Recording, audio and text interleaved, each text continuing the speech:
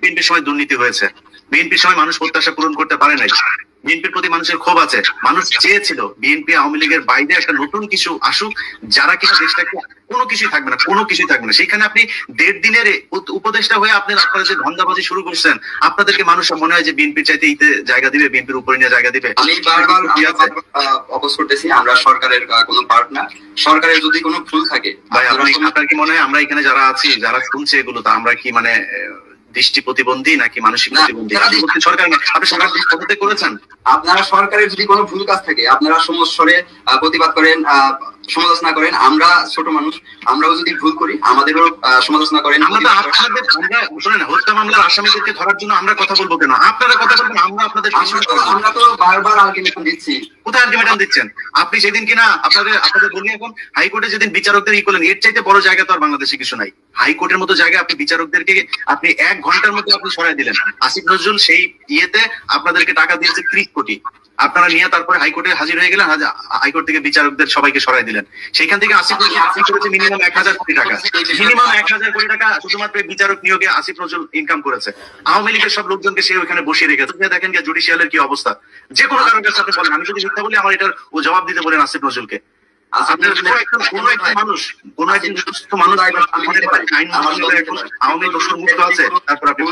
দুর্নীতি করে থাকে, এটার এভিডেন্স সহকারে আপনারা এখন জান না কেন? আপনি সময় টিভিতে খুনির আসামি, আপনি আইন মন্ত্রণালয়ে মাসুমের বিরুদ্ধে জান নাই কেন? আর আসিফ নজরুল বললো আর আপনারা মব নিয়ে চলে গেলেন, হাইকোর্টে যায় বিচারকদের অপসারণ করে দিলেন, ছুটিতে পাঠিয়ে দিলেন। এখন জান না কেন? মাসুমের সরাইতে জান না কেন? আসিফ নজরুলের সাথে প্রথম আলোর ব্যাপারে আপনার কি কোনো সন্দেহ আছে যে প্রথম আলো এই দেশে ইসলামী জঙ্গি রাষ্ট্র হিসাবে প্রতিষ্ঠা করতে চায়? এটা পৃথিবীর কাছে জানাচ্ছে, এই ব্যাপারে কোনো সন্দেহ আছে নাকি আপনার? আপনি তার এখানে গেলেন কেন? ভাই আপনি তো এনসিপি, আমি তো আপনাকে এনসিপি হিসাবে কথা বলছি, আপনি না বললে তো হবে না। আপনার আসিফ গেল, আপনার কি মনে হয় জনগণ বুঝে না? আসিফ তো সরকারের প্রতিনিধি হিসেবে গেছে। সে তো আপনাদেরও, সে কি আমরা সরকারের কেউ না। যদি সরকার কোনো ভুল করে তাহলে সেটা একান্তই সরকারের দায়। তো ভাই হাস্যকর কথাবার্তা বলছেন, এটা নিয়ে আপনার সাথে আমি ইয়ে করি না, তর্ক করতে চাই না, এটা তর্ক করার জন্য বলি নাই ভাই। এখনো বলি, এখনো আপনাদেরকে সময় দিতে চাই। যদি আসলেই মনে করেন রাস্তাঘাটে ঠিক মতো বের হইতে চান, সম্মান নিয়ে হাঁটতে চান, দেশে থাকতে চান, আপনাদেরকে জনগণের পাশে থাকতে হবে। জনগণের পাশে যদি না থাকেন, কালকে আমি আপনাদের বলে রাখলাম, ভবিষ্যৎবাণী করে রাখলাম, আপনি দেশে থাকতে পারবেন। আপনার এই এনসিপি যারা কালকে ছাত্রদল পেটাবে, ছাত্র শিবির পেটাবে, যেখানে যায় সেখানে পেটানি খাবে। আমি আপনার ভবিষ্যৎবাণী দিয়ে রাখলাম। অতএব যেটা ভালো লাগবে ভাই, ঠিক হয়, তাদের টাকা পয়সার হিসাব করেন। আমরা আওয়ামী লীগের নিষিদ্ধের বিষয়ে আমরা বিক্ষোভ মিছিল করেছি। 8 মাস পরে আজকে কেন আপনারা বিক্ষোভ মিছিল করলেন? আমরা প্রথম দিক থেকেই বলে আসতেছি, আমাদের কোনো কর্মসূচি ছিল না, আপনারা লুটপাট নিয়ে ব্যস্ত ছিলেন। এনসিপির যারা উপরে বসা দিয়েছেন তারা লুটপাট নিয়ে ব্যস্ত ছিল, বিভিন্ন জায়গায় তদবির বাণিজ্য এগুলো করছিলেন। আসিফ নজরুলের পেছনে পেছনে ঘুরেছেন, প্রথম আলোর বই লিখেছেন, প্রথম আলোর প্রকাশনা থেকে বই বের করেছেন, এগুলো করেছেন আপনারা।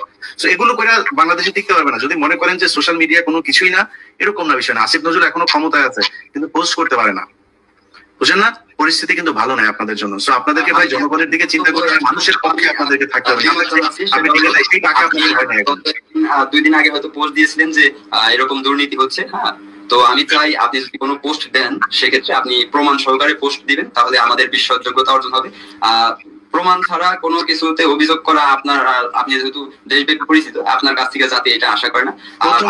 প্রথম আলো যে যাদেরকে জঙ্গি বানিয়েছে, এই যে 10 মিয়া নাটক, এটা 21শে আগস্টে আমি একটা অনুসন্ধান করেছি, প্রমাণ সহ। দেখেছেন আপনি সেটা? না, দেখা হয়নি, তবে দেখা হয়নি। দেখেন নাই? এই ইয়ে সুমন ভাই দেখেছেন না?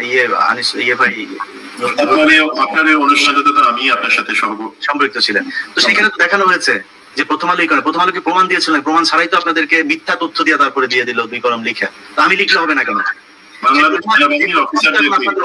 বাংলাদেশ সেনাবাহিনীর কমান্ডোদেরকে জঙ্গি বানানো সিটিটিসির সাথে প্রমাণ নাই আমার কাছে। আমি প্রমাণ দিতে পারবো। প্রথম আলো লিখেছে যে মেজর জিয়ার বাবা বলেছে যে সে হচ্ছে গিয়ে জঙ্গি, আমরা তার সাথে, সে ছোটবেলা থেকেই নাকি সে এরকম উগ্রপন্থায় বিশ্বাসী ছিল।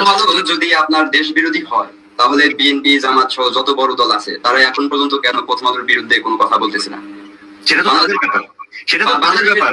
এখানে যারা গিয়েছে, শোনেন, আমি আজকে এই কেন্দ্রীয় ছাত্র দলের আপনার জয়েন্ট সেক্রেটারিকে নিয়ে আমি এখানে শো করছি। আপনি কি জানেন যে আমি মির্জা ফখরুলের ব্যাপারে 0 টলারেন্স আছে? কেন আছে জানেন? কারণ সে গিয়েছিল। শিমুল ভাই যাক, কালকে আমি দেখি না ওনার প্রথম আলোর কোনো জায়গায় মাখামাখিতে, আমি তো ওনার বিরুদ্ধে। তারেক রহমানকে যাইতে বলেন না, আমি ওপেনে বলে গেলাম, তারেক রহমানকে আইসা যাইতে পারেন প্রথম আলোর অফিসে, তারপরের দিন থেকে দেখেন না গোষ্ঠী শুধু উদ্ধার করে ছেড়ে দিব।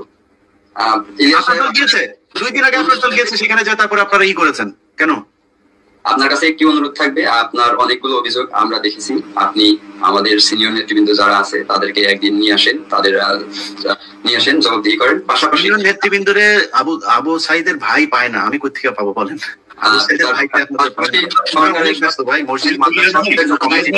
যারা আছেন, আমি ছোট্ট একটা জিনিস বলি, সেটা হচ্ছে আমরা কিন্তু এখানে তর্ক করবার জন্য আসিনি। এবং আমি প্রথমে বলছি যে আমি যদি আজকে সেনাবাহিনীর বিরুদ্ধে কথা বলি, আমি যদি আজকে এই যে কোনো রাজনৈতিক দলের অনিয়মের কথা বলি, সেটা কিন্তু আমি তাদেরকে হার্টের হৃদয়ের কাছে রাখি বলি যে আমার কাছে মনে হয় তাদের কাছে আমার প্রত্যাশাটা অনেক বড়। আমি যদি একটা অনিয়ম ধরাই দিই, মানে হচ্ছে আমি চাই তুমি একটা আদর্শ দল হিসেবে জনগণের প্রত্যাশার জায়গায় আজকে আসছো এত রক্তের বিনিময়। সুতরাং আমরা সমালোচনা তাকেই করবো যাকে আমরা সূত্র হিসেবে দেখতে চাই। প্লিজ আমাদের আজকের বক্তব্য, আজকের আলোচনা মনে হয় এই লাইনেই থাকা উচিত। জি সুমন ভাই, আমি আপনাকে সবার সাথে একটা জিনিস শেয়ার করে অনুষ্ঠানটা শেষ করি। আপনি যেটা বললেন ইসমাইল ভাই, যে আপনাদের কেন্দ্রীয় নেতৃবৃন্দ, আমাদের কয়েকদিন আগে আপনাদের সাথে একটা ভার্চুয়াল একটা মিটিং হয়েছিল, সেখানে আমরা কথা বলছিলাম, হাসনাদের সাথে কথা বলেছি, সাজিসের সাথে কথা বলেছি, নাহিদের সাথেও একটা ছিল, সেটাতে আমি যোগ দেই নাই।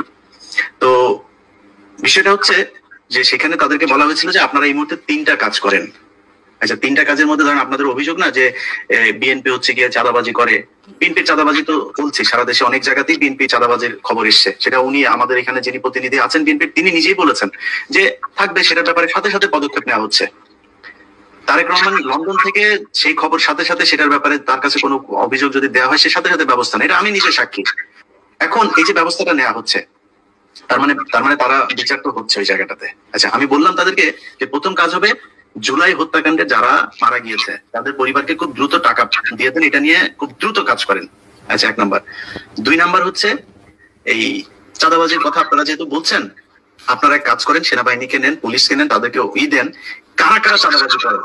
আপনি কালকে সারা বাংলাদেশে অন্তত 1000 জায়গাতে আপনি কান ধরে লোকজনের উঠবস করে বসায় রাখবেন। এ শিবিরের হোক, জামাতের হোক, এই ছাত্র দলের হোক, আওয়ামী লীগের হোক, যেই হোক, সারা বাংলাদেশেই করে মানুষ দেখবে, দোকানদাররা দেখবে যে ইয়েস বিচার হচ্ছে, আমাদের পাশে সেনাবাহিনী পুলিশ দাঁড়িয়েছে।